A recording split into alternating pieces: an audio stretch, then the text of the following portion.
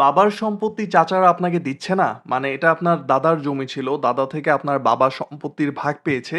এখন আপনার বাবা জীবিত নাই। বাবা নাই এই সুযোগ নিয়ে চাচারা আপনাকে আপনার বাবার সম্পত্তির ভাগ দিচ্ছে না। কিংবা দেখা গেছে আপনার মা তার বাড়ি থেকে আপনার নানার সম্পত্তির জমিজমার ভাগ পেয়েছে। কিন্তু মামারা সেই আপনার মায়ের জমিটা আপনাকে দিচ্ছে না। এমত অবস্থায় কি করবেন? চিন্তার কোনো কারণ নাই। বরাবরের মতো আমি সাবের চৌধুরী রয়েছি আপনাদের সাথে। প্রিয় দর্শক, এই সমস্যায় যদি আপনি পড়ে যান যে বাবার জমি চাচারা দিচ্ছে না কিংবা মায়ের জমি মামারা দিচ্ছে না, তাহলে প্রথমত চেষ্টা করবেন স্থানীয়ভাবে আপোসের মাধ্যমে, বিচার সালিসের মাধ্যমে আপনার বাবা বা মায়ের সম্পত্তিগুলো উদ্ধারের। এটা আপনার সহজ প্রক্রিয়া ও সময় কম লাগবে।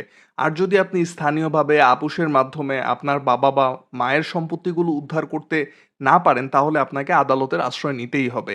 এক্ষেত্রে একজন আইনজীবীর দ্বারস্থ হয়ে আপনাকে আদালতে পার্টিশন সুইট বা বাটোয়ারা মামলা করতে হবে। আদালত তখন এই বাটোয়ারা মামলা করার কারণে আপনার বাবা অথবা মায়ের সম্পত্তির ভাগ আপনাকে বুঝিয়ে দিবে এবং সেই অনুযায়ী আপনি জমির দখল বুঝে নিতে পারবেন। মামলা করার ক্ষেত্রে অবশ্যই খেয়াল রাখতে হবে যে আপনি যে আইনজীবীর মাধ্যমে মামলাটি করাচ্ছেন তিনি যেন অভিজ্ঞতা সম্পন্ন হয়। আশা করি সবাই বুঝতে পারছেন।